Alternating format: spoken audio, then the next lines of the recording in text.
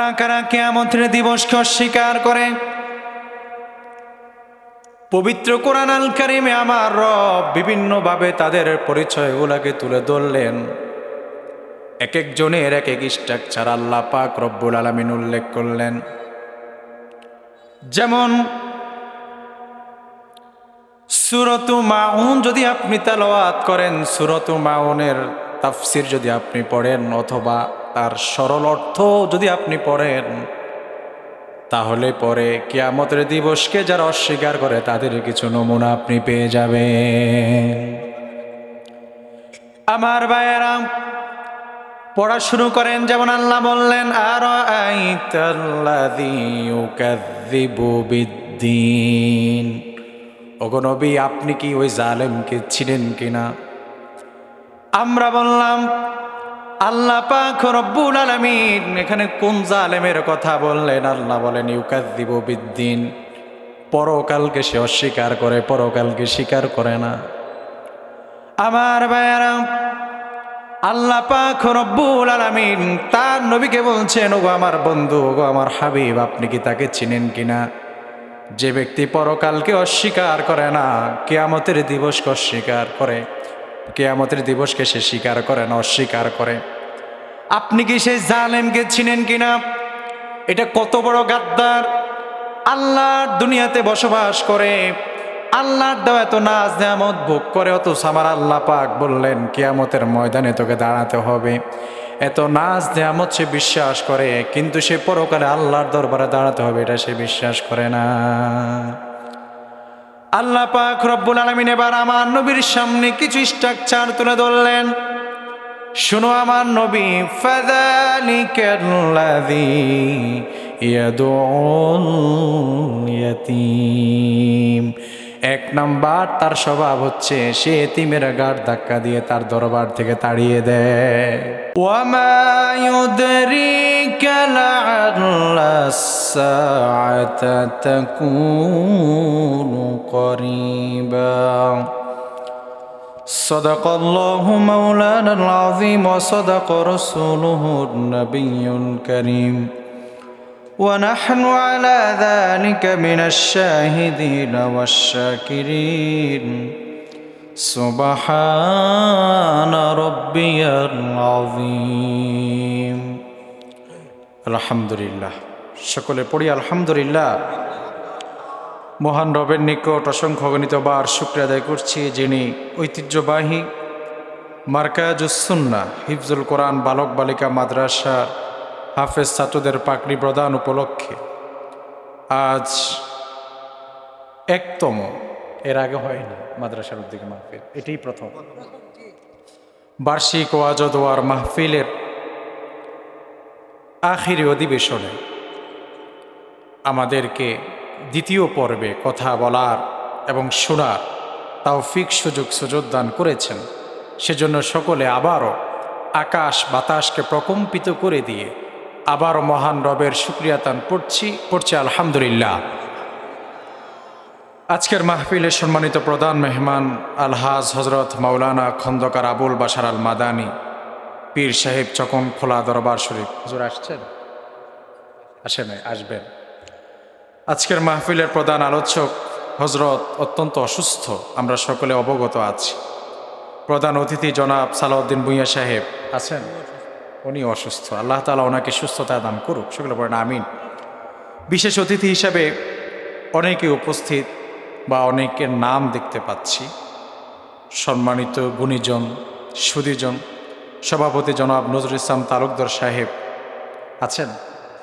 মাশাআল্লাহ মাশাআল্লাহ, আল্লাহ তাআলা কবুল করুক, সকলে পড়ে আমিন। আজকের মাহফিলে আরজ গুজার, যিনি আমাকে অত্যন্ত মহাব্বত করেন, ভালোবেসেন, এবং আমি যার আমন্ত্রণে আজ এখানে এসে উপস্থিত হয়েছি, প্রিয় ভাই হাফেজ মাওলানা মোহাম্মদ আনিসুল হক সাহেব। আজকের এই মাহফিলে আমরা যারা এখানে এসেছি, আমন্ত্রিত যত মেহমান আসবেন এবং আমার পূর্বে কথা বলেছেন, উপস্থিত অত্র এলাকার দিনদার তাওহীদি জনতা এবং স্টেজে বসা অত্র এলাকার সম্মানিত মুরব্বীরা, প্রত্যেককে আমার হৃদয়ের নিংড়ানো সালাম পেশ করছি। আসসালামু আলাইকুম ওয়া রাহমাতুল্লাহ। প্রথম সালাম তো দিলাম, সেটা হচ্ছে সুন্নাহ আদায় করলাম। এটা হচ্ছে সৌজন্যতার জন্য আবারও সালাম, যেন আপনাদের দৃষ্টি আমি আবারও আকর্ষণ করছি। গোটা দেশ আজ এক ক্লান্তি লগ্ন পার করছে। গোটা দেশ আজ অস্থির। আপনারা সকলে জানেন, সাবেক তিনবারের প্রধানমন্ত্রী এদেশের মান উন্নয়নে যার অগ্রণী ভূমিকা অস্বীকার করার সুযোগ নেই, বেগম খালেদা জিয়া আজ ইন্তেকাল করেছে। আল্লাহ তাআলা মরহুমার সারা জীবনের সকল গুনাহগুলোকে মাফ করুন, সকলে পড়েন আমিন। দেশ আজ এমন এক বিপর্যয়ের মধ্যে আছে, দেশের জন্য যারা লড়াই করেছে, যারা এই দেশকে স্বৈরাচার মুক্ত করেছে, আজকের বাংলাদেশে তারাই অনিরাপদ, ঠিক কিনা? খুব ভালোবেসে আমরা একজনকে এনে, সুদূর আমেরিকা থেকে আমরা ধরে এনে যাকে প্রধানমন্ত্রী বানালাম, তিনি প্রধানমন্ত্রী হয়েছেন, আর আমরা ওনাকে চেয়েছি আগামী 5 বছর থাকেন। উনি যা শুরু করেছেন, আমার মনে হয় উনি যত দ্রুত সম্ভব বিদায় নেওয়াই ভালো, কারণ দেশটা পুরো অস্থিতিশীল হয়ে আছে। আপনারা তো জানেন না, ওই দিন প্রোগ্রাম ছিল সিরাজগঞ্জ, ঢাকার পথে আমার যেতে 4.5 ঘন্টা লাগছে। এক জায়গায় শুধু ঢাকার একটি মাত্র রাস্তা, উত্তরা আবদুল্লাপুর থেকে এই টঙ্গী পর্যন্ত যেতে 4 ঘন্টা লাগছে। বুঝেন তো অবস্থা? কেন? আন্দোলন, রাস্তায় রাস্তায় আন্দোলন। আল্লাহ তাআলা আমাদের এই দেশকে সকল প্রকার সকল ষড়যন্ত্র থেকে হেফাজত করুন, পড়েন আমিন। আমার প্রিয় ভাইয়েরা, উপস্থিত হয়েছি আল্লাহর কোরআন থেকে কিছু কথা শুনবো ইনশাআল্লাহ।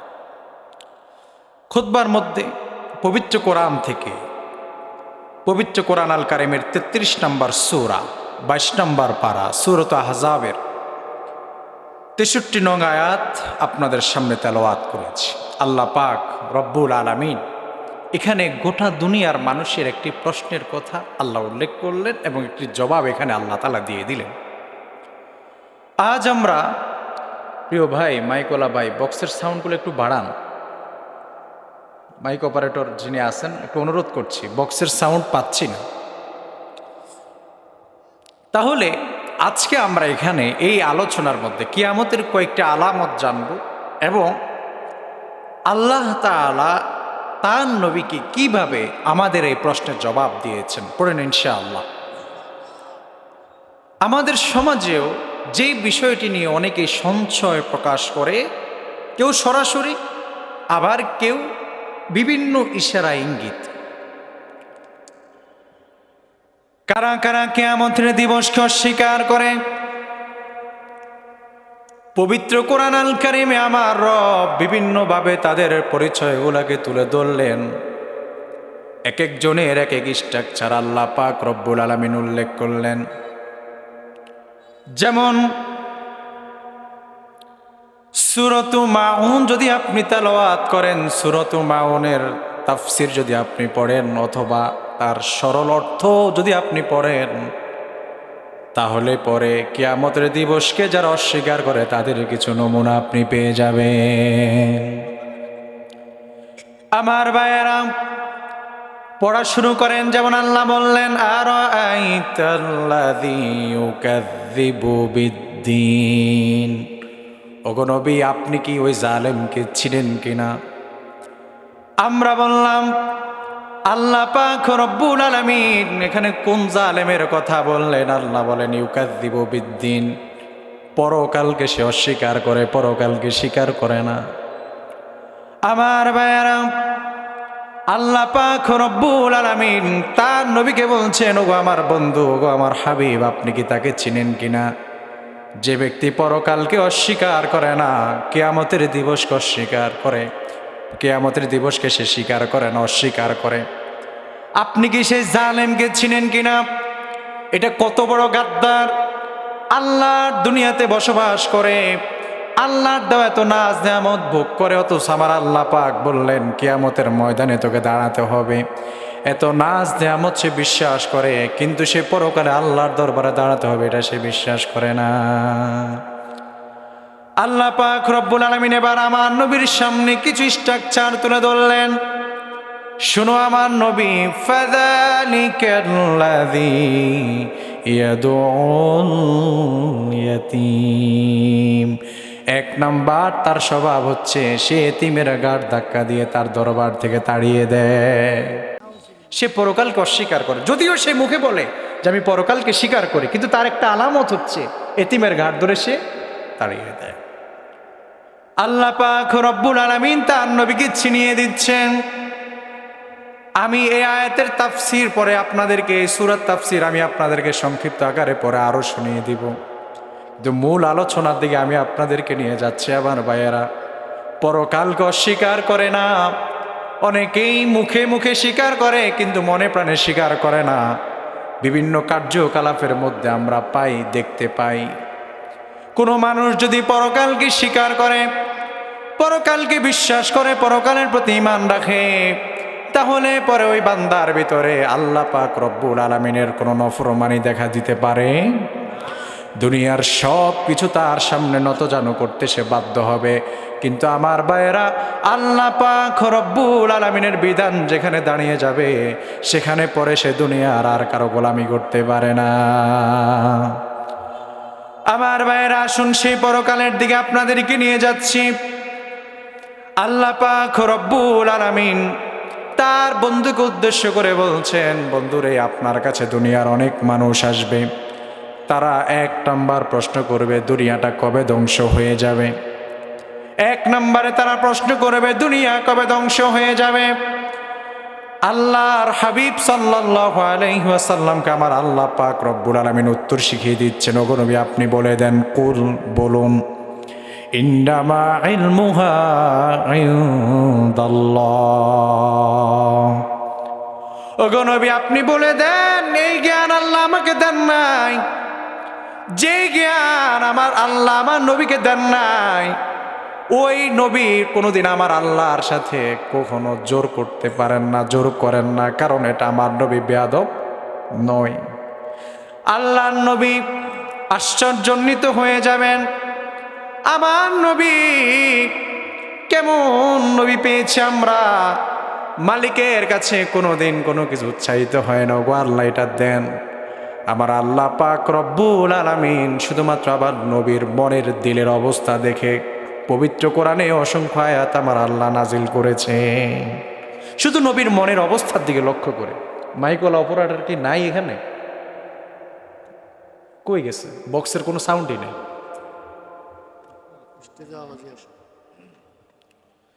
আমার ভাইয়ারা, আল্লাহ পাক রব্বুল আলামিন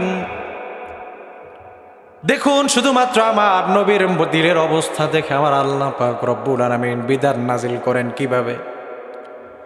আমার আল্লাহ কিছু চাইতেও, আমার নবী আমার আল্লাহর কাছে কিছু চাইতেও হয় না, শুধুমাত্র তার দিলের তামান্না দেখে আমার আল্লাহ রব্বুল আলামিন বিধান দেন। সুবহানাল্লাহ। আচ্ছা, আপনারা এখানে কারা কারা পারেন বলুন তো, মুসলমানদের প্রথম কিবলার নাম কি? বাইতুল মুকাদ্দাস, মসজিদুল আকসা, যেটা বর্তমান ফিলিস্তিনে অবস্থিত। এটা হচ্ছে আমাদের প্রথম কিবলা। আগে আল্লাহর নবী সাল্লাল্লাহু আলাইহি ওয়াসাল্লাম পর্যন্ত, তার পূর্বে যত নবী এসেছে সকলে বাইতুল মুকাদ্দাসের দিকে ফিরে নামাজ আদায় করেছেন। সকল বান্দারা, আল্লাহর বান্দারা বাইতুল মুকাদ্দাসের দিকে ফিরে নামাজ আদায় করেছেন। আমার নবীও বাইতুল মুকাদ্দাসের দিকে ফিরে নামাজ পড়ছেন, কিন্তু আল্লাহর নবীর মনটা চায় আল্লাহর নবী মসজিদুল হারাম কাবার দিকে ফিরে তিনি নামাজ পড়বেন। আল্লাহকে বলেনও নাই, শুধুমাত্র আমার নবীর মনটা চাইছে মাত্র। সুবহানাল্লাহ। আল্লাহর নবী নামাজে দাঁড়াবেন, এমন সময় আমার নবীর মনটা চাইছেন, আল্লাহর নবী কাবার দিকে ফিরে নামাজ আদায় করবেন। আমার ভাইয়েরা, আল্লাহ বলেন, ওগো নবী আপনি আর মসজিদুল আকসার দিকে ফিরে নামাজ পড়তে হবে না, আপনি দিল ঘুরাইয়া দেন, আপনি আপনার কিবলাকে ঘুরিয়ে মসজিদুল হারামের দিকে ফিরে আপনি নামাজ আদায় করেন। সুবহানাল্লাহ। তাহলে আমার নবী আমার আল্লাহর কাছে চাইতে হয় না, কারণ চাওয়ার মধ্যে একটা দর কষাকষি হয়। যেমন আমি যদি আপনার কাছে চাই ভাই আপনি আমাকে 10,000 টাকা দেন, আপনি বলবেন আমার কাছে 10,000 টাকা নাই, আবার আপনি দিতেও পারতেছেন না বা বিভিন্ন কারণে, তাহলে এই যে দর কষাকষি হয়, রব আর তার হাবিবের মধ্যে তো এই দর কষাকষি হতে পারে না। রবের মধ্যে আর নবীর মধ্যে তো এই দর কষাকষিটা মানায় না। এজন্য আমার আল্লাহ পাক তার নবীর কাছে কোনোদিন নবী আমার আল্লাহর কাছে চাইতে হয় নাই, বরং আমার আল্লাহ পাক সব সময় খেয়াল রাখতেন আমার হাবিবের কখন কি প্রয়োজন হয়, চাহিবা মাত্র আমার আল্লাহ পাক রব্বুল আলামিন দেওয়ার জন্য প্রস্তুত থাকতেন। সুবহানাল্লাহ। অন্তর, আল্লাহ নবীর অন্তরটা শুধু চাইতেন আর আল্লাহ পাক দিয়ে দিতেন। সুবহানাল্লাহ। দেখুন আমার ভাইয়েরা, আল্লাহ পাক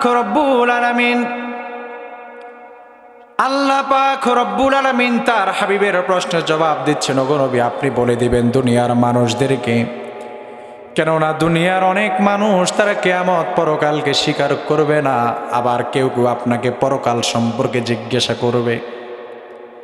তারা জিজ্ঞাসা করবে কিয়ামত কবে হবে, আপনি শুধু তাদেরকে বলে দেন কুল ইন্নামা ইলমুহা ইনদাল্লাহ, এই সম্পর্কে জ্ঞান একমাত্র আমার আল্লাহর কাছে, আমার আল্লাহ ছাড়া এই জ্ঞান আর কারো কাছে নাই। আল্লাহ পাক রব্বুল আলামিন পরে বলছেন, কিন্তু নবী আপনি সাবধানে থাকবেন, আপনার ব্যাপারে এই কিয়ামতের ব্যাপারে আপনি সতর্ক থাকবেন।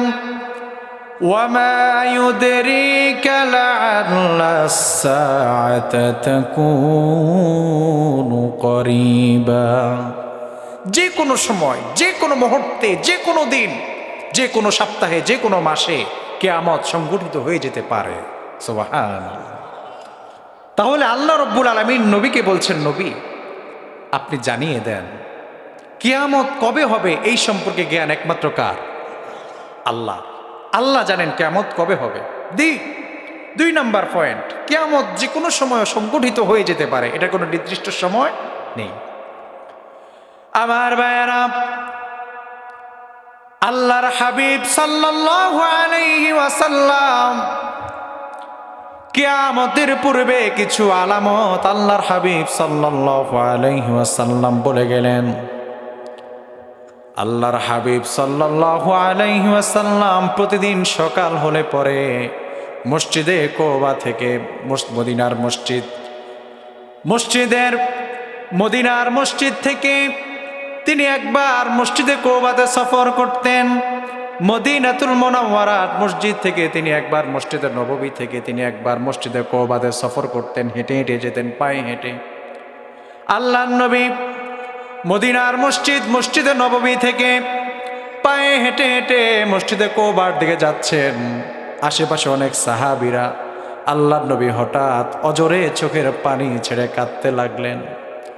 সাহাবীরা বললেন, ইয়া রাসূলুল্লাহ, আপনার মায়ের কথা মনে হয়েছে নাকি, আপনার বাবার কথা মনে হয়েছে নাকি, আপনি কেন হঠাৎ এভাবে অজরে কাঁদছেন?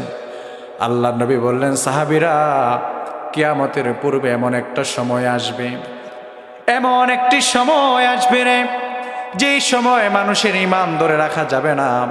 মানুষগুলো সকালে ঈমানদার থাকবে, আবার বিকালে বেঈমান হয়ে যাবে।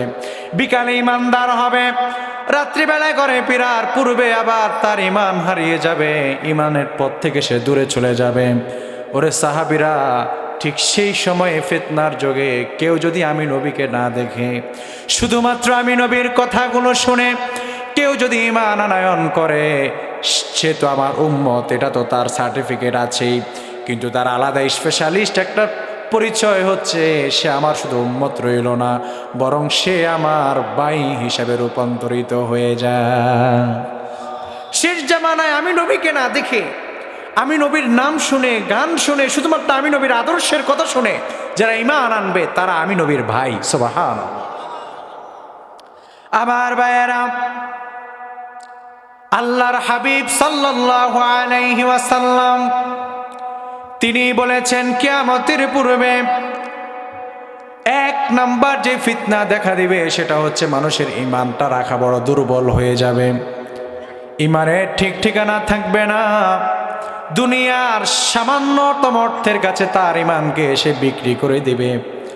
আল্লাহর হাবিব সাল্লাল্লাহু আলাইহি ওয়াসাল্লাম বলেছেন, বাদিরু বিআমালি ফিতনাতান কাকিতাইল লাইলিল মুসলিমি ইউসবিহির রাজুলু মুমিনা ওয়া ইউমসি কাফিরা আও ইউমসি মুমিনান ওয়া ইউসবিহু কাফিরা ইয়াবিউ দীনাহু বিআরদিম মিনাদ দুনিয়া।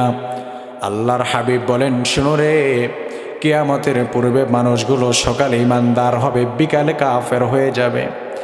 আবার সন্ধ্যায় ইমানদার হবে, সকালবেলায় কাফের হয়ে যাবে। আমরা বললাম, ওগো নবী, কিভাবে তারা কাফের হয়ে যায়, তারা কিভাবে ইমান হারা হয়ে যায়? আল্লাহ নবী বললেন, দুনিয়ার সামান্য খ্যাতির কাছে এবং দুনিয়ার সামান্য অর্থের কাছে, দুনিয়ার সামান্যতম মান সম্মানের কাছে সে তার ইমানকে বিক্রি করে দিবে। দুনিয়ার সামান্যতম অর্থের কাছে এবং দুনিয়ার সামান্য খ্যাতির কাছে, মোট কথা দুনিয়ার লোভে পড়ে সামান্য এই দুনিয়াকে সামনে রেখে সে তার ইমানকে বিক্রি করে দিবে দুনিয়ার বিনিময়ে। আপনি কি চিন্তা করেছেন? এই যে সামনে আসছে পরীক্ষাটা, দেখবেন নির্বাচনের সময় যদি আসে, মানুষের দাম এত কমে যায়, একটা ভোটের মূল্য ব্রয়লার মুরগি থেকেও কম, ঠিক কিনা? আচ্ছা, শুধু মুট করে দিবে, ঠিক আছে ভাই, সমস্যা নেই। আবার আমাদেরকে ফতোয়া জিগায়, হুজুর এক প্রার্থী থেকে কিছু টাকা খাইছিলাম, এখন ভোটটা অন্য জায়গায় দিলে কোনো গুনাহ হবে না। আমার ভাইয়েরা শোনো শোনো, ইমান এভাবে বিক্রি করা যাবে না, এটা ইমানের বিষয়। আপনি কইবেন, হুজুর আজীবন শুনে আসছি, এই তো আপনারা হুজুররা ধর্ম ব্যবসায়ী, ভোটের মধ্যে আবার ইমানের কি সম্পর্ক? আমার ভাইয়েরা, ভোটের মধ্যে যদি মুসলমানের সম্পর্ক না থাকে, তাহলে এই নির্বাচন মুসলমানের সমাজে চলতে পারে না। যদি বলো তুমি এটা মুসলমানের সমাজের কালচার ভোট, তাহলে আমি বলবো অবশ্যই এখানে ইসলাম কেন আপনি প্রাধান্য দিবেন না? আমার ভাইয়েরা, যদি ইসলাম, আপনি যদি বলেন ভোটের সাথে ইসলামের সম্পর্ক নাই, তাহলে আমি বলবো এটা আপনার কাজই হতে পারে না। আর আপনি যদি বলেন না আমি অবশ্যই ভোট দিব, তাহলে আমি বলবো তাহলে আপনি কেন ইসলামকে প্রাধান্য দিবেন না? আপনি বলছেন ভোটের সাথে ইসলামের সম্পর্ক নাই, তাহলে এটা আপনার কাজই হতে পারে না, কারণ যেটার সাথে আল্লাহর কোরআনের কোনো সম্পর্ক নেই, এটা কোনো মুসলমান করতে পারে না, ঠিক কিনা? আল্লাহর কোরআনের সাথে যেটা সম্পর্ক নেই, এটা মুসলমান করতে পারে। আর আপনি যদি বলেন না এটা আমি করতে হবে, তাহলে আপনি সেখানে কেন, এই কাজের মধ্যে কেন আপনি ইসলামকে খুঁজবেন না? আমার ভাইয়েরা, এজন্য এসব চলচাতুরি আমাদের সমাজে চলছে। আলেম ওলামারা ইসলামের দিক নির্দেশনা দিবে, কিন্তু কেউ যদি বলে জান্নাতের টিকিট কেন হুজুররা দিবে, জান্নাতের টিকিট তো আমরা দিব, জান্নাতের টিকিট দাঁড়িয়ে গেছে যাইও না, বলেনি, ক্রিটিসাইজ করে জান্নাতের সার্টিফিকেট দেয় না, জান্নাতের টিকিট বিক্রি করে। তো জান্নাতের টিকিট তো হুজুররাই বিক্রি করবে, বিক্রি করবা কি তুমি? কারণ হুজুর তো কোরআন পড়েছে, কোন পথে চললে পরে জান্নাতে যাওয়া যায়, কোন পথে চললে পরে জান্নাতের টিকিট পাওয়া যায়, আর কোন পথে চললে পরে জাহান্নামের টিকিট পাওয়া যায়, এটা তো হুজুরই জানে। তো হুজুরে জান্নাতের টিকিট দিত না, তুমি দিবা, ঠিক কিনা? আমার ভাইয়েরা, এজন্য সামনে এক কঠিন পরীক্ষার সম্মুখীন আমরা হব। সাবধান, দুনিয়ার স্বল্প মূল্যের কাছে মূল্যবান সাপোর্ট, মূল্যবান ভোট আমরা বিক্রি করব না। আল্লাহ পাক রব্বুল আলামিনের হাবিব বলেছেন, কিয়ামতের পূর্বে ইমানের দাম এতই কমে যাবে। 2 নাম্বার, কিয়ামতের পূর্বে মসজিদগুলা হয়ে যাবে ফিতনার জায়গা। মসজিদগুলাতে শান্তি থাকবে না, মসজিদগুলা ফিতনার জায়গা হয়ে যাবে। আল্লাহর হাবিব সাল্লাল্লাহু আলাইহি সাল্লাম বলেছেন, বিভিন্ন প্রকার ফিতনা মসজিদগুলাতে দেখা দিবে। তার মধ্যে একটি ফিতনা হচ্ছে মানুষগুলো মসজিদকে নিয়ে গর্ব করবে। আল্লাহর হাবিব সাল্লাল্লাহু আলাইহি ওয়াসাল্লাম বলেছেন, লা তাকুমুস সাআতু হাত্তা ইয়াতাবাহান নাসু ফিল মাসাজিদ। কিয়ামত ততক্ষণ পর্যন্ত হবে না যতক্ষণ পর্যন্ত আমার উম্মতেরা মসজিদ নিয়ে গর্ব করে। তারা মসজিদ নিয়ে গর্ব করবে, মসজিদ নিয়ে অহংকার করবে, তারা তাদের মসজিদ নিয়ে বড়াই করবে। আমার ভাইয়েরা, একটু চিৎকার দিয়ে বলবেন, মসজিদ কি গর্ব আর অহংকারের জায়গা না ইবাদতের জায়গা? এটা হচ্ছে 1 নাম্বার ফিতনা কিয়ামতের পূর্বে। 2 নাম্বার, আমাদের সমাজের মসজিদগুলোর মধ্যে আরো যে সমস্যা দেখা দেয়, আল্লাহর হাবিব বলেছেন মসজিদের মধ্যে কিয়ামতের পূর্বে ইমানদারদের গলার আওয়াজ নিচু হবে, পাপীদের গলার আওয়াজ মসজিদে উঁচু হয়ে যাবে। পাপীরা মসজিদে গেলে পরে উঁচু গলায় কথা বলবে। আমার ভাইয়েরা বলুন না, মসজিদে যারা বড় বড় গলায় লেকচার দেয় এরা কি মুমিন না অধিকাংশ পাপী? আল্লাহর হাবিব বলেছেন পাপীদের গলার আওয়াজ উঁচু হয়ে যাবে মসজিদে। মসজিদে গেলে এদের মাতাব্বরি বেড়ে যায়। 3 নাম্বার, তুমি আরো যে ফিতনাগুলা দেখবে, তুমি যখন নামাজের জন্য মসজিদে ঢুকবা, কাতারগুলোর দিকে তুমি লক্ষ্য করবা, দেখবে সেখানে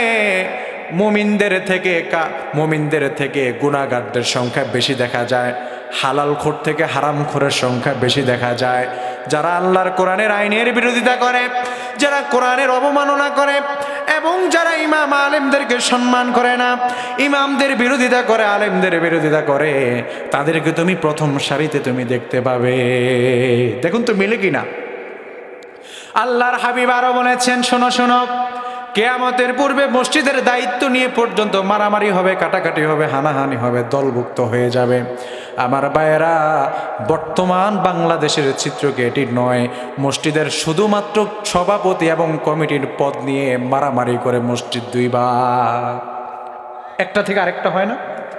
এই মসজিদগুলো যেটা রাগারাগির মসজিদ, কাটাকাটির মসজিদ, হানাহানির মসজিদ, সভাপতির পদ নিয়ে মসজিদ, যতগুলো মসজিদ আছে আপনি আপনার নিজের বিবেক দিয়া জবাব দেন, একটা মসজিদের অবকাঠামোগত ঠিক আছে কিনা? আর যে মসজিদের অবকাঠামোগত ঠিক নাই, নিয়ত ঠিক নাই, বলুন তো ওই মসজিদে হেদায়েত থাকার কোনো সুযোগ আসেনি। অথচ আমার ভাইয়েরা, আল্লাহ পাক রব্বুল আলামিন পবিত্র কোরআন আল কারিমে তার এই ঘর কিভাবে পরিচালিত করতে হবে আমার আল্লাহ পাক রব্বুল আলামিন বলছেন, শোনো শোনো, ইন্নামা ইয়া'মুরু মাসাজিদাল্লাহি মান আমানা বিল্লাহি ওয়াল ইয়াউমিল আখির ওয়া আকামাস সালাম। আল্লাহ বলে, শোনো শোনো, আমার ঘর তারা পরিচালনা করবে। 1 নাম্বার, তাদের পরিচয় তারা আমার প্রতি ঈমান আনয়ন করবে। ইমানদার ছাড়া কোনো বেঈমান আল্লাহর ঘর মসজিদের দায়িত্ব নিতে পারবে না। 1 নাম্বার, তাদের পরিচয় হচ্ছে তারা ঈমান আনয়ন করবে কার প্রতি? এবং তারা আখিরাতের প্রতি বিশ্বাস স্থাপন করতে হবে। দরবারে যে দাঁড়াতে হবে, ওই যে মনে আছে নি আল্লাহ রব্বুল আলামিন মনে আছে শুরুর আয়াতে যে জালেমরা কারা কারা কিয়ামতকে অস্বীকার করে, তার মধ্যে একটা আলামত হচ্ছে যারা আল্লাহর ঘরের দায়িত্ব নেবে তারা আখিরাতকে বিশ্বাস করতে হবে, আখিরাতের ভয় তার ভিতরে থাকতে হবে। আর আখিরাতের ভয় যদি কোনো মসজিদ কমিটির অন্তরে না থাকে, মনে রাখবেন সেও কুফরের মধ্যে নিমজ্জিত আছে, তারই দিয়া মসজিদ চলবে না। আবার ভাইয়েরা, তার আখিরাতের প্রতি ঈমান থাকতে হবে, ওয়া আকামাস সালাত, নামাজি হতে হবে, সালাত কায়েমদারি হতে হবে, ওয়া আতাজ যাকাত, এবং সে যাকাত প্রদান করবে। যাকাত মানে তার অর্থটা পবিত্র থাকতে হবে। অর্থ কি? পবিত্র থাকতে হবে। যাকাতের মাধ্যমে অর্থ পবিত্র হয়। এখন সে যাকাত দিতে হবে, যাকাত দিলে পরে অর্থটা তার পবিত্র হয়ে যায়, তার ইনকাম পবিত্র হয়ে যায়। যাকাত যদি না দেয় তাহলে সে কি খোর? হারামখোর। আর এই হারামখোর দ্বারা আল্লাহর ঘর পরিচালিত হতে পারে না। এজন্য মসজিদের দায়িত্বশীলদের কেমন হবে? তারা নামাজি হবে এবং তারা যাকাত প্রদান করবে, এবং ওয়ালাম ইয়াখশা ইল্লাল্লাহ, তারা এক আল্লাহ ছাড়া আর কাউকে ভয় করতে পারবে। এবার এখানে আসেন, এখানে 8টা মসজিদের ইমাম সাহেব যখনই হক কথা বলে, অনেক সভাপতিকে দেখা যায় হুজুর রাজনীতি না করলেই তো পারেন, তার মানে উনি আল্লাহকে ভয় করে না, উনি দুনিয়ার স্বাভাবিক আইন, পুলিশ, প্রশাসন এগুলাকে ভয় করে। অথচ আল্লাহ বলে, শোনো, মসজিদের সভাপতি তো সেই হবে, মসজিদের কমিটি অথবা দায়িত্বশীল তো তারাই হবে। ওয়ালাম ইয়াখশা ইল্লাল্লাহ, আল্লাহ ছাড়া তারা কাউকে ভয় করবে না, আল্লাহ ছাড়া তারা আর কাউকে ভয় করে না।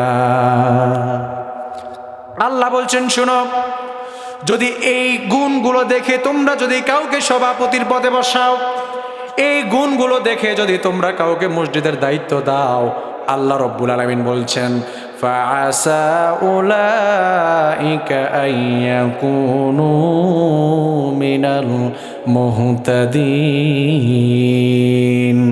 আল্লাহ পাক বলছেন শোনো শোনো, এই গুণগুলো দেখে যদি তোমরা আমার ঘর মসজিদের দায়িত্বে লোকদেরকে বসিয়ে দাও, তাহলে পরে তোমরাও সফল কাম, যারা এই দায়িত্বে বসবে তারাও সফল কাম, তাহলে পরে তারা কি সফল কাম, তোমরাও সফল কাম হবে।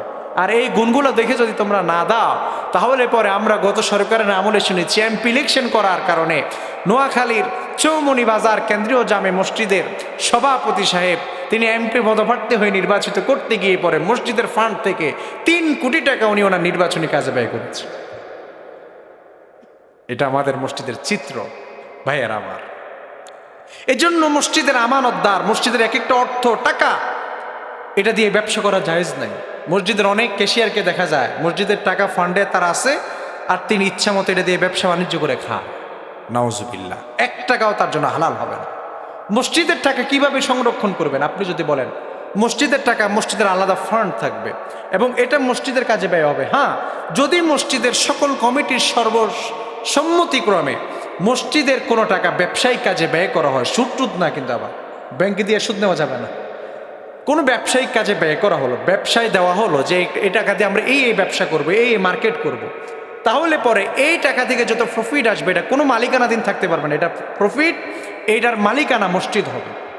কিন্তু আপনি একজন ব্যক্তিকে, ক্যাশিয়ার সাহেব, উনি ব্যবসায়ী মানুষ, ওনার কাছে টাকাগুলো দিয়ে দিলেন, উনি কি করলো, উক্ত মসজিদের যত টাকা আসে তা দিয়ে তিনি ব্যবসা বাণিজ্য করে খায়, জায়েজ নাই। মসজিদের টাকা, মাদ্রাসার টাকা, এগুলো আল্লাহর টাকা, এগুলো আল্লাহর হক, এটা কোনো বান্দার খাওয়া নিজ কাজে খরচ করা জায়েজ নাই। আমার ভাইয়েরা, মসজিদের বৈশিষ্ট্য আমরা জানি না, মসজিদগুলোর কাজ কি?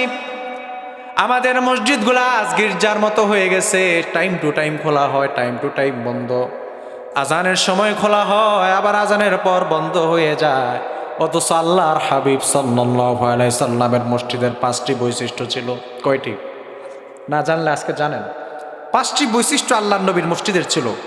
1 নাম্বার, 5 ওয়াক্ত নামাজ মসজিদে অনুষ্ঠিত হতো, আল্লাহর নবীর মসজিদের বৈশিষ্ট্য। 2 নাম্বার, আল কোরআনের দার্স হতো মসজিদে, আল কোরআনের দার্স হতো। অবশ্যই আমাদের মসজিদগুলোতে এখন যদি আল কোরআনের দার্স হয়, অনেকে সেখানে রাজনৈতিক গন্ধ খোঁজে, এটা কোন দলের পক্ষ থেকে হচ্ছে না কেন? আল কোরআনের দার্স কোথায় হবে? মসজিদে হবে। আল কোরআনের দার্স এটা তো আজকে সমাজে নাই। আমাদের একটি বিশেষ কোনো সংগঠন, ইসলামী সংগঠন যদি করতে চায়, তাহলে পরে অনেকে বলে আল্লাহর কোরআন দিয়ে এরা রাজনীতি করে। ভাই, আপনি যদি কনসার্ট করে আপনি আপনার দলের প্রচারণা করতে পারেন, তাহলে আমি কেন আল্লাহর কোরআন দিয়ে আমি আমার দলের প্রচারণা করতে পারবো না? আর আল্লাহর কোরআন প্রচারণা করতে গেলে অবশ্যই মসজিদ ব্যবহার করাতে কোনো সমস্যা নেই, যেই দলের পক্ষ থেকেই হোক। বিএনপিও যদি বলে যে কালকে ছাত্র দলের পক্ষ থেকে প্রত্যেকটি মসজিদে মসজিদে আল কোরআনের দার্স হবে, কারো বাধা দেওয়ার কোনো অধিকার নাই, কারণ এটা যেই দলেরই হোক, কথা হবে কার? কোরআনের, আল্লাহ। তাহলে কোরআন থেকে কথা হবে আল্লাহ। এটা যেই দলই করুক, হবে কোথায়? মসজিদে। এক্ষেত্রে কোনো বাধা দেওয়ার, কোনো এক্সকিউজ করার কোনো সুযোগ নেই। আবার ভাইয়েরা, তাহলে আমরা জানলাম 1 নাম্বার আল্লাহর নবীর মসজিদের বৈশিষ্ট্য ছিল আল্লাহর নবীর মসজিদে 5 ওয়াক্ত নামাজ হতো। 2 নাম্বার, আল্লাহর ঘর মসজিদে আল কোরআনের দার্স হতো। 3 নাম্বার, আল্লাহর নবীর মসজিদে বিয়ে শাদীর আয়োজন হতো। বিয়ে শাদীর আয়োজন কোথায় হতো? আল্লাহর নবীর মসজিদে। আমাদের সমাজে মসজিদে বিয়ে শাদী হয় না এই কারণে, কারণ মসজিদে বিয়ে শাদী হলে পরে নারী পুরুষ একসাথে হওয়ার কোনো সুযোগ নেই। দীর্ঘদিন পরে গেলাম, ব্যান্ডে দেখলাম না, বাবি শাশিরে দেখলাম না। এই বাবি শাশির সাক্ষাতের জন্য আল্লাহর মসজিদ ছেড়ে আমরা এটা বাইরে নিলাম। আর বেহায়াপনা এবং যত নির্লজ্জ বা যা কিছু এখন সমাজের মধ্যে গায়ে হলুদ অনুষ্ঠানের নামে হয়ে থাকে, এগুলোর মাধ্যমে আমরা আল্লাহর নবীর বিশাল একটি সুন্নাহ, যে নবী বিবাহ পড়াইছেন কোথায়? অধিকাংশ বিয়ে, আল্লাহ নবীর সময়ের অধিকাংশ বিয়ে, কিছু কিছু সাহাবীর বিয়ে ব্যতীত, গুরুত্বপূর্ণ সময় ব্যতীত যে বিয়েগুলো একটি প্রস্তুতি নিয়ে হতো, এই সবগুলো বিয়ে কোথায় আঞ্জাম হতো? মসজিদে আঞ্জাম হতো। আর মসজিদে আঞ্জাম হলে পরে আমাদের সমাজের যেই বিবাহকে কেন্দ্র করে যে গুণাগুলো হয়, এই গুণাগুলো হওয়ার কোনো সুযোগ আছে? মসজিদে গান বাজনা বাজানোর কোনো সুযোগ আছে? তাহলে আল্লাহ নবীর মসজিদের 3 নম্বর যে বৈশিষ্ট্য ছিল সেটা কি? মসজিদে বিয়ে হতো। 4 নম্বর, আল্লাহ নবীর মসজিদের একটি বৈশিষ্ট্য ছিল মসজিদে বিচার হতো। কি হতো? বিচার হতো। আচ্ছা, আমাদের সমাজে সাক্ষী লাগে না বিচার করতে গেলে? যে ওর পক্ষে রায় দিতে গেলে সাক্ষী লাগবে, এভাবে করে সাক্ষী খুঁজতে হয়। আর আল্লাহর ঘরে যদি বিচার হতো তাহলে পরে পাপিষ্টরা মিথ্যা কথা বলার আগেও 1000বার চিন্তা করতো যে এটা আল্লাহর ঘর, মসজিদ, ঠিক কিনা? কিন্তু আমরা আজকে এই বিচার নিয়ে গেলাম কোথায়? বাহিরে, যেন পরে টাকাও খাওয়া যায়, ঘুষ খাওয়া যায়, আর বিচারের নামে অবিচার করা যায়। সামাজিক অধিকাংশ বিচার এখন বিচারের নামে অবিচার। সামাজিক মাতবররা, সুদখোররা, ঘুষখোররা, যার নিজের চরিত্রে ঠিক নাই, সে যায় চরিত্রের বিচার করতে। নাই? আল্লাহর নবী বিচারের রায় দিতেন। বিচার হলে পরে আমার নবী নিজেই বিচারের রায় দিতেন। আমার ভাইয়েরা, বলুন তো বর্তমান সমাজে আপনার ইমাম যদি বিচারের রায় তো দেওয়া দূরের কথা, বিচারে যায় বসার কোনো সুযোগ আছে নাকি? আর যদি ইমাম সাহেব শুধু বিচারের পাশ দিয়ে হেঁটে যায় তাহলেই পরে মাথা মোটা কয়, হুজুর আপনার এখানে কাজ কি? আছে না নাই? অথচ মসজিদে বিচার হতো এবং রায় দিতেন কে? আল্লাহর নবী সাল্লাল্লাহু আলাইহি ওয়াসাল্লাম। 5 নম্বর আল্লাহর নবীর বৈশিষ্ট্য ছিল, সমাজে যত অসহায় মানুষ ছিল, সমাজে যত মানুষ যত বিপদগ্রস্ত হয়ে যেত, আল্লাহ নবীর মসজিদে আসলে পরে তার সমাধান হয়ে যেত। কেমন? একজন মহিলা তার মেয়েকে বিয়ে দিতে পারে না, আল্লাহ নবীর দরবারে যদি দরখাস্ত করা হতো, আমার নবী মসজিদে দাঁড়িয়ে পড়ে তার বিবাহের সুন্দর ব্যবস্থা আঞ্জাম করে দিতেন। সুবহানাল্লাহ। আমার ভাইরা, সকল সমস্যার সমাধান কোথায় হতো? মসজিদে। আর আজকের আমাদের মসজিদ, দামি দামি টাইলস লাগিয়েছি, দামি দামি সরঞ্জাম দিয়ে মসজিদকে সাজিয়েছি, যার ফলে মসজিদ টাইম টু টাইম খোলা লাগে, বন্ধ করা লাগে, না হলে পরে চোর ঢুকে যদি মসজিদের কিছু নিয়ে যায়, ঠিক কিনা? অথচ মসজিদ হওয়া তো দরকার আল্লাহর জন্য, আল্লাহর ঘর, এটা সবসময় উন্মুক্ত থাকবে, খোলা থাকবে। আর মসজিদের বাথরুম, মাশাল্লাহ মাশাল্লাহ, আমরা তো ফাড়ার সময় মাহফিলে যাই, সফরে যাই, তো মাঝে মাঝে হাজত ছাপ দিলে পরে ইমাম সাহেবরে খুঁজতে খুঁজতে আমাদের হাজত অর্ধেক সেটা। আর ইমাম সাহেবও মাশাল্লাহ, হুজুর কমিটির নিষেধ, চাবি দেওয়া যাবে না।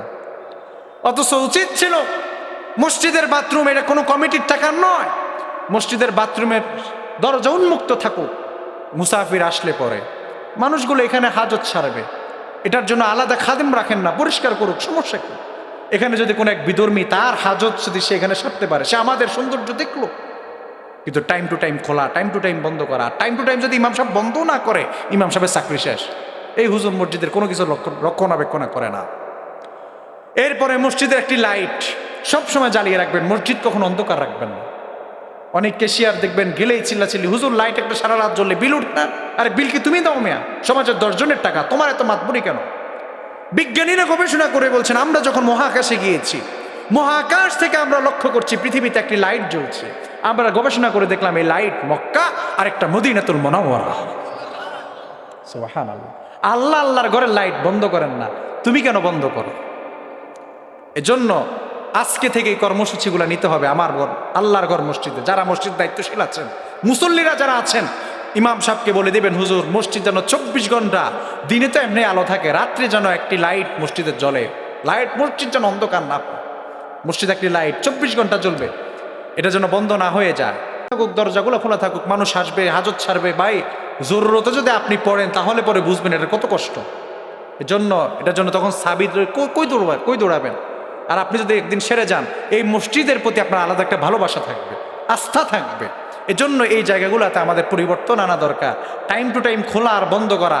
আমরা তো মাঝে মধ্যে সফরে গেলে নামাজই পড়তে পারি না, একটু এদিক সেদিক হয়ে গেলে টাইম, দরজা বন্ধ, কয়েক মসজিদ ঘুরে পরে নামাজ আদায় করা লাগে। কারণ আল্লাহর ঘর মসজিদে, পুরা মসজিদগুলো এখন কার থেকে কে কত সুন্দর মসজিদ করতে পারবে এই প্রতিযোগিতায় লেগে গেছে, আর মসজিদগুলো তালাবদ্ধ হয়ে গেছে।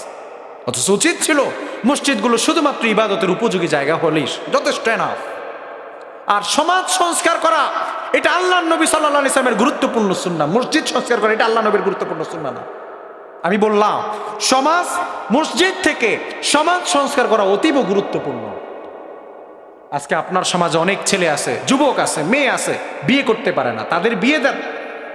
মসজিদ উন্নত করতে পারবেন, চরিত্র ঠিক থাকলে পরে, মুসল্লি ঠিক থাকলে পরে সমাজ এমনি পরিবর্তন হয়ে যাবে, মসজিদে মুসল্লির অভাব হবে না।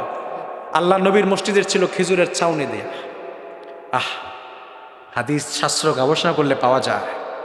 আল্লাহ নবী আল্লাহর দরবারে সিজদা দিয়েছেন সবে কদরের রজনীতে। চিন্তা করেন, আমার নবী যখন মাথা উঠালেন, মাথা উঠিয়ে দেখছেন সাহাবীরা আল্লাহ নবীর কপালে মাথার মধ্যে কাদা মাটি লেগে আছে। অথচ আমার নবী যদি চাইতেন, মদিনার রাষ্ট্র ক্ষমতায় তিনি যখন বসেছেন, তিনি তো তখন প্রধানমন্ত্রী, তিনি চাইলে রাষ্ট্রীয় টাকায় তার মসজিদ সংস্কার করতে পারতেন না? পারতেন। কিন্তু আমার ভাইয়েরা, আল্লাহ নবীর মসজিদ ছিল ঠিক এরকম যে সেজদা দেওয়ার পরে কপালে কাদামাটি লেগে গেছে। কিন্তু মুসল্লিগুলো কি ছিল? এক একটা সোনার মানুষ, রাদিয়াল্লাহু আনহুম ওয়া রাদু আন, চিরসফল, যাদের ব্যাপারে কথা বলা সমালোচনা করা হারাম, শ্রেষ্ঠ মানুষ তারা, যাদের মতো মানুষ কিয়ামতের আগ দিন পর্যন্ত আর আসবে না। আমার ভাইয়েরা, এজন্য আসুন, মসজিদ এটা আল্লাহর ঘর, এটা সাজানোর জন্য নয়। এই মসজিদ ইবাদতের উপযোগী হলেই পরে যথেষ্ট। আমাদের মসজিদে দামি দামি কার্পেট আছে, আমাদের মসজিদে শীতকাল আসলে পরে দামি দামি কার্পেটের ব্যবস্থা, গরমকাল আসলে পরে এসি ফ্যান, অভাব নেই। কিন্তু মুসল্লিদের ইমানের ঠিক। এজন্য আসুন ইমান সংস্কার করি আর সমাজ সংস্কার করি। আজকের সমাজের যে অধপতন, কয়টা অধপতনের কথা বলবো।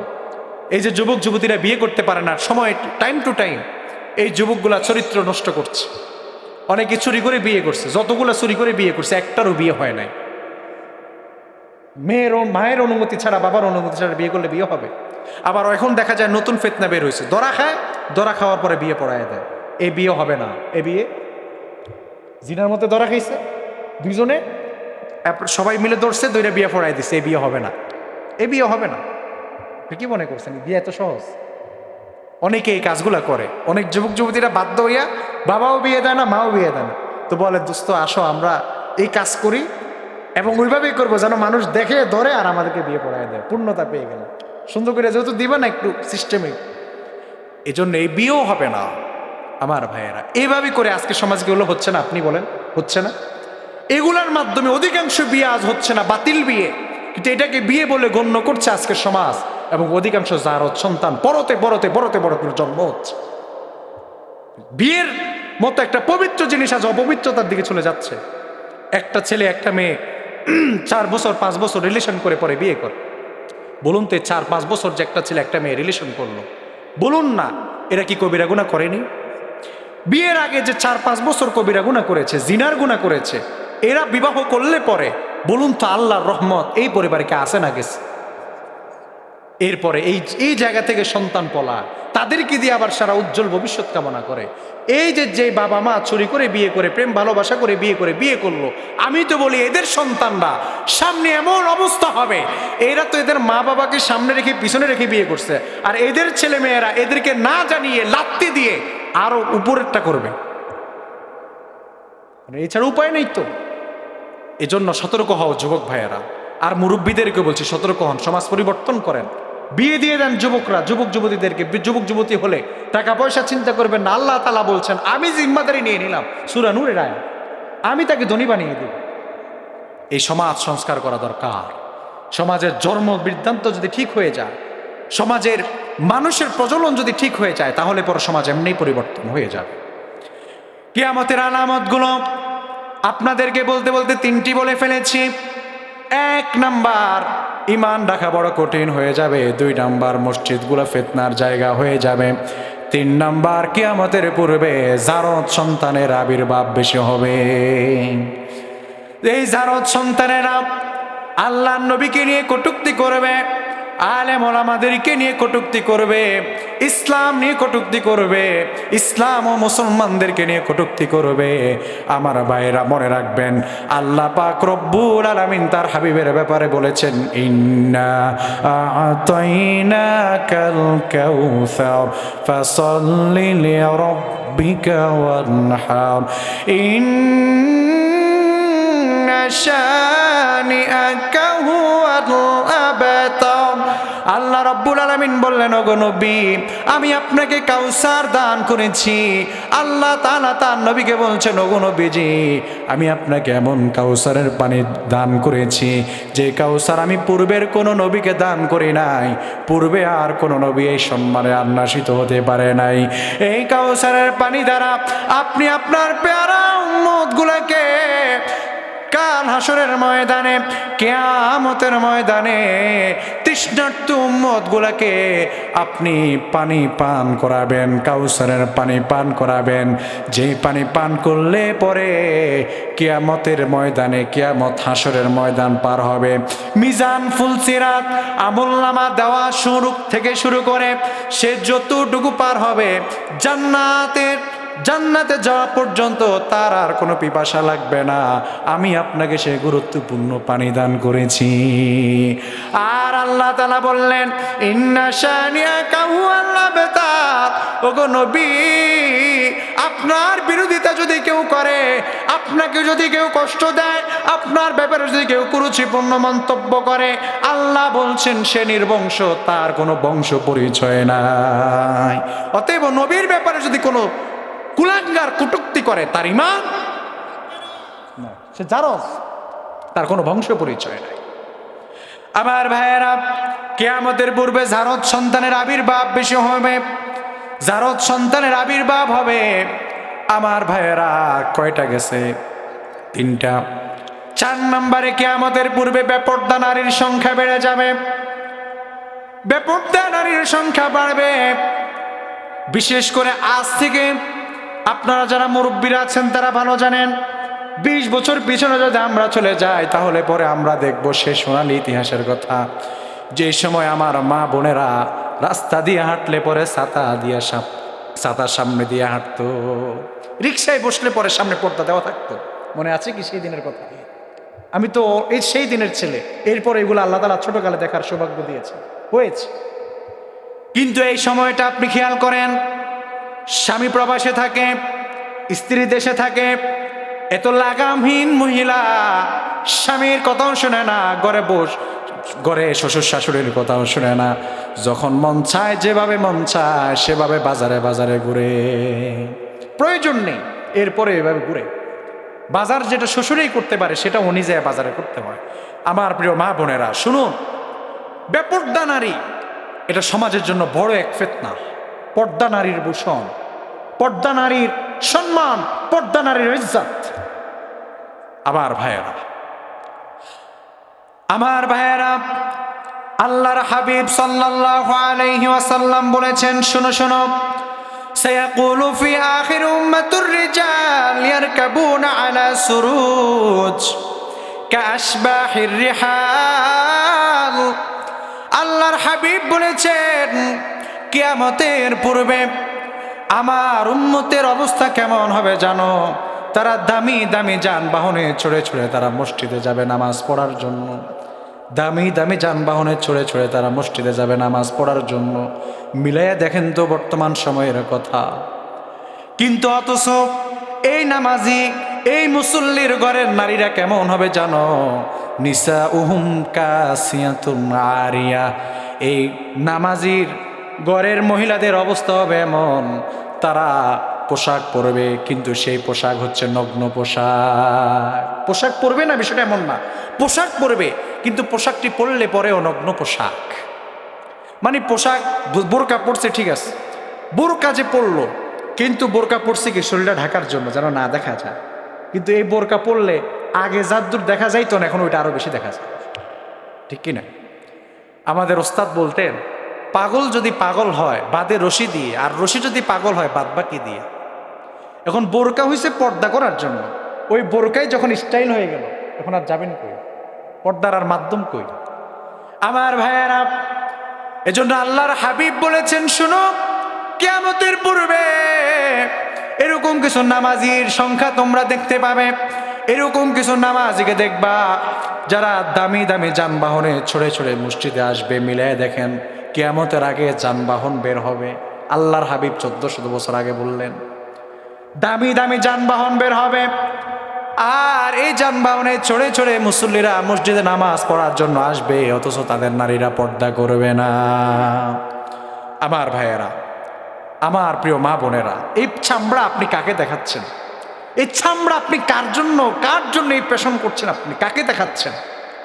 যেই চামড়াকে আপনি এতটা ভালোবাসেন, এই চামড়া আপনার বিরুদ্ধে আল্লাহর দরবারে সাক্ষ্য দিবে।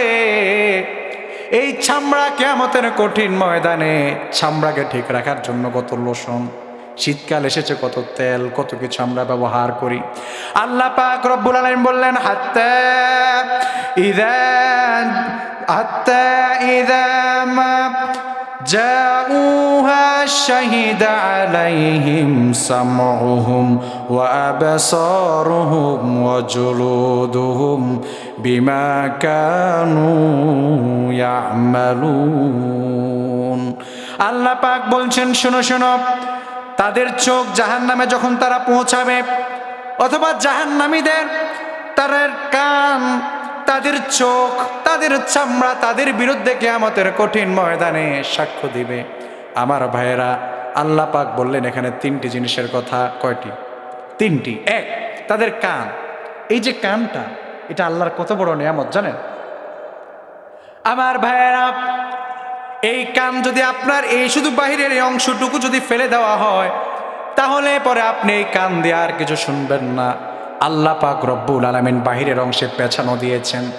এই ধারে যত আওয়াজ বেশি আসে, এই আওয়াজগুলোকে এই কান আস্তে আস্তে করে ভিতরে নেয়। এই কানের মধ্যে তিনটা এয়ার আছে, out air, inner air, middle air. এই তিনটা এয়ারের মধ্যে কান, মাঝখানে আছে এয়ার ট্রাম্প। আল্লাহ পাক রব্বুল আলামিন এই কানের মধ্যে, শুধু এই কান নিয়ে যদি আপনি গবেষণা করেন, আপনি আল্লাহর প্রতি ঈমান আনতে আপনি বাধ্য হয়ে যাবেন। এই ধারে যত আওয়াজ, যত সাউন্ড আমি শুনতে পাই, সবগুলো সবার আগে আউট এয়ারে, এই যে কানের যে পেছানো অংশটাও আছে, এটা গ্রহণ করে। এটা নিয়ে পরে মিডল এয়ারে দেয়, এয়ার থেকে এয়ার ট্রাম্পে যায়। সেখান থেকে পরে এই আওয়াজ থেকে যত প্রকার, যত কিছু, এই যে আওয়াজের মধ্যে অনেক ক্ষেত্রে অনেক উচ্চ স্বরে আওয়াজগুলো হয়, এবং অনেক ক্ষেত্রে আওয়াজের ধীরস্থিরতা এক থাকে না। কিন্তু এই এয়ার ট্রাম্পের মাধ্যমে এই আওয়াজের মধ্যে যত প্রকার জীবাণু, ভাইরাস, সবগুলো এখানে রিপেয়ারিং হতে থাকে।